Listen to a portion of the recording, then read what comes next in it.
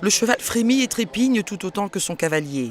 Un seul bloc d'énergie et de vitalité est lancé dans un match de 2 fois 10 minutes qui oppose 2 équipes de 6 joueurs, 4 sur le terrain, 2 remplaçants prêts à intervenir à tout moment.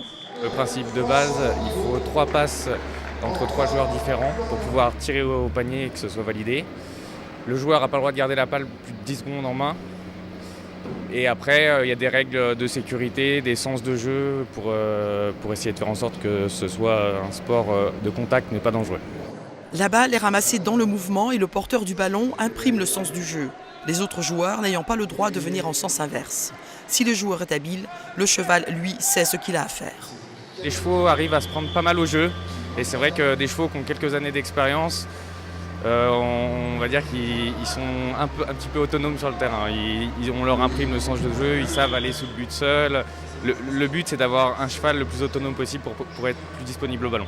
Ce qui est éprouvant pour les chevaux dans ce sport, c'est les changements d'allure répétés. On est capable de leur demander des très grandes calopades, à la fois sur la remise en touche, de rester statique pendant plusieurs instants.